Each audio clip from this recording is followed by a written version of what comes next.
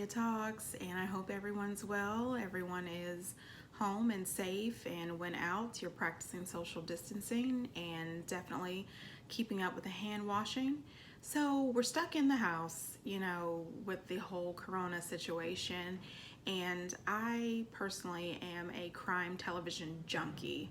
I am all about crime TV. My degree is in criminal justice, and I thought about an old case that I found out about years ago. It was about Dan and Betty Broderick. So I came across an old episode of American Justice, and it was about Dan and Betty Broderick. I also realized that Dirty John, remember that podcast that became a TV show? Well, they have a season 2 coming out, and it is focused on Betty Broderick. So I said, what in the world? All these things just kind of lined up. So I decided to post a video about Betty Broderick in case you don't know about it and you are planning on watching the upcoming season of Dirty John. If so, spoiler alert. If not and you don't care, continue listening. So Betty, a college student, ran into a nice young man who was also a college student named Dan Broderick. They instantly had chemistry. Betty and Dan got married April 12th, 1969. They had a huge Catholic wedding. It was with all the works, just a beautiful wedding. She looked beautiful, Dan looked handsome. It was just perfect. At the time, Dan was in medical school because being a doctor was what he wanted to do. That's how he wanted to, make a living, and that was the career that he wanted in his life. So at this time, Betty is a homemaker. She has stopped going to school herself because she wants to support Dan while he is going to medical school. She is a caretaker. They have children. She is staying in the house. She is doing everything a loving spouse would do as she's raising the kids and allowing Dan to go to school, with the promise that once Dan is out of medical school, she will be able to re-enroll into college so that she can get her degree as well. So the thing is once Dan finished medical school, he changed his mind and decided that law school was where his passion was. He would rather be a lawyer instead of a doctor. So that pushed Betty back from going back to school to get her degree. So again, she's still at home. They are not rich. They are barely making it. She's working and she's taking care of the kids, and now Dan is going back to school for law school. Betty sticks it out with Dan. She takes care of the children. She is longing for her college degree, but she's like, hey, I'm gonna be that ride or die wife. I'm gonna remain strong. I'm gonna take care of the home front while Dan just goes and, continues his education. Dan graduates law school. He's out smooching with all the people in the legal and medical communities until he becomes a partner in a very prestigious law firm. At this point, Betty is thinking, wow, we've made it, right? Dan is working for this law firm. He's a partner. Money is coming in. Betty is shopping. Betty is getting her hair and nails done. She is living life, honey, okay? She's got a big, beautiful home now. They've got cars. Life is great, right? In the fall of 1982, Dan hires Linda Coquina to be his new legal assistant. It turns out that she is very smart, but also very beautiful. Around October of 1983, Betty starts to suspect that maybe Dan is having an affair with Linda. You know what they say, when you start to get that intuition that maybe your husband is cheating, he's probably cheating. Yeah, he's cheating. So Betty starts to get the feeling that Dan is cheating, which progresses to a lot of arguments because, when you start to think that they're cheating, the next thing you know, you start to question, you start to bother, you start to sneak, you start calling, a little snooping. That's what happens when our mind gets to wondering and we just need to know. But sometimes we're not really ready to know, but we really want to know. Dan, of course, most men do. Oh, you're crazy. No, you're the only one for me. There's no way that I would ever cheat on you. When would I have the time? Oh my gosh, that's the way it is. Nope, I couldn't possibly be cheating on you. Woman, you're crazy. So at some point, Dan has a birthday, and Betty, trying to put the life back into, the marriage, she shows up at his office, and Dan is not there.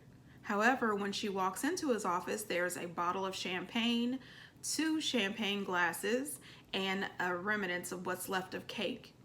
So Dan had celebrated his birthday with Linda at the office, and then they had went out for the evening.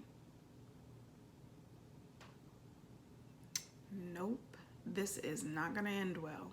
So Betty at some point decided that she needed to compete because she was a little bit older than Linda. Betty gets a makeover. She does her best to look her best and to pull Dan in, but most times when you are the wife and you have raised all the kids and you've given birth to 4 children, and then all of a sudden some young girl shows up, that's hard to compete with sometimes.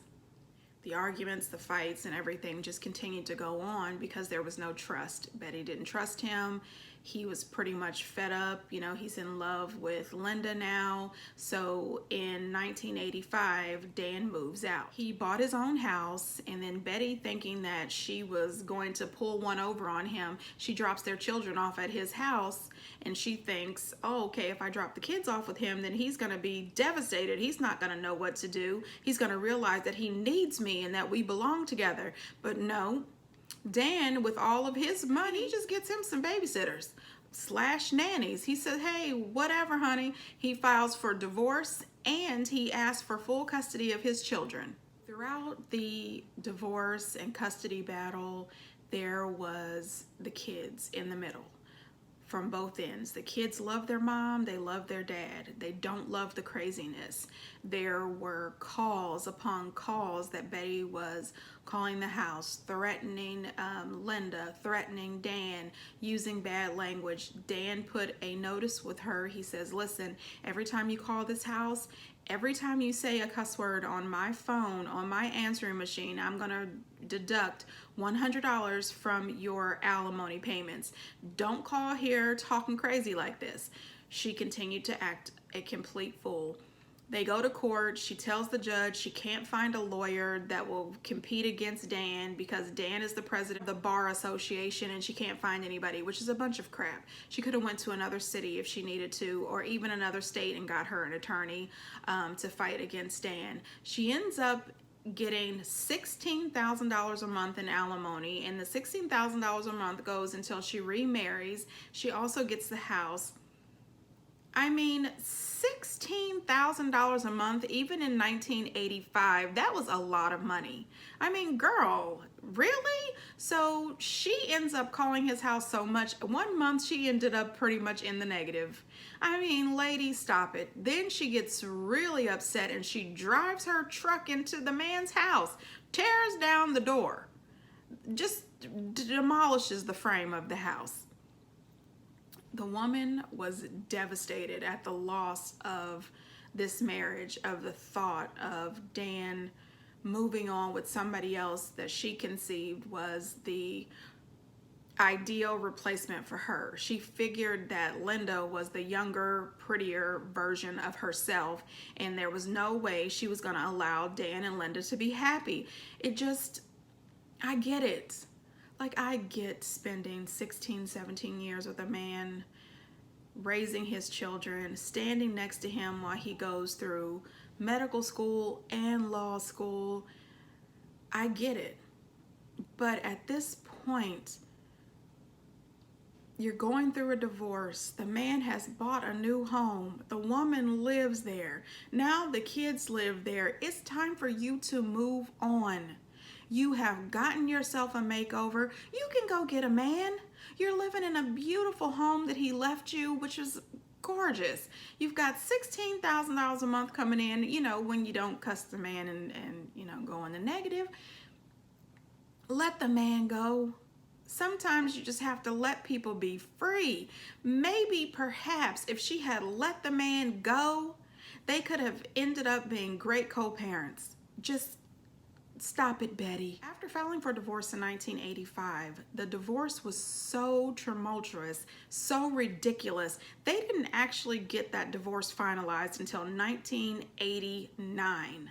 Can you imagine? Even after the divorce, Betty left hundreds of profanity-laced voicemails on that man's answering machine every day. Just ridiculous. Let the man have some peace. Dan put out restraining orders on her for her not to be on his property, not to be anywhere near him, period. She violated those quite regularly. On April 22nd, 1989, Dan and Linda got married. They had a beautiful ceremony, and I tell you, if I was Linda or Linda's family, I would have thought about that several times before marrying Dan. This woman is crazy, and you know, get a hold of this woman. At one point, Linda told Dan he should start wearing a bulletproof vest because she believed that Betty was just that dangerous. Linda thought that he should definitely wear one for their wedding, but of course Dan didn't. On November 5th, 1989 at 5:30 in the morning, Betty, using the key that she stole from her daughter, unbeknownst to her daughter, walks into Dan and Linda's house, goes upstairs to their bedroom, and she shoots them. 5 shots ring out at 5:30. She kills Dan and Linda Broderick. Betty ends up going to court and saying that she went to Dan and Linda's house just to talk to Dan. That's what she says in her first trial. In the first trial, she said she went just to talk to Dan, and if things didn't work out, she was going to kill herself in front of Dan, as if to say, this is what you've done to me. The trial ends up in a hung jury because 2 of the 12 jury members wanted to pronounce her guilty for second-degree murder, but the rest of the jury wanted to pronounce her guilty of first-degree murder. So it was a hung jury, and they went to the second trial.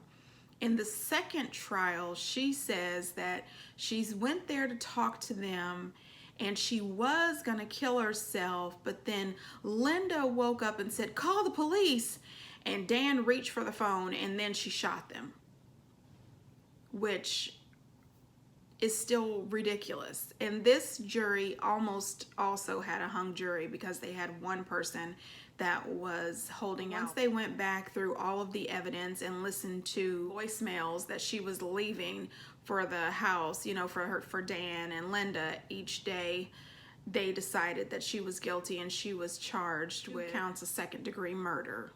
She was sentenced to 2 consecutive terms of 15 years for both murders, including 2 years for obtaining a firearm. She is serving out her sentence at the California Institute for Women, and she has been there since. She has been up for parole twice. However, she refuses to admit her guilt. She has not shown any remorse, and I don't think Betty's ever going to get out of there. I feel like when she first went up for parole back in 2011, she may have gotten out if she had shown some compassion. She has 0 compassion for Dan or for Linda. She doesn't seem to care or feel sorry. She went up for parole again in 2017, and she still couldn't care. She does not care, and she shows that. She's up for parole again in 2032. Right now in 2020, she is 72 years old, and she killed Dan and Linda when she was 42. And I'm thinking that if you don't care now at 72, she's definitely not going to care at 82. This was sad because those children lost their mom, they lost their dad, they lost Linda, who they really liked, for no reason. Betty was definitely, as the American Justice episode calls her, a scorned woman. She was out for revenge, and that was all it was going to be. It was going to be revenge, and that's it. I feel for the children. they don't deserve what happened to them. Their father and Linda didn't deserve it. So my heart goes out to all families, all friends, everyone involved. And until next time, bye.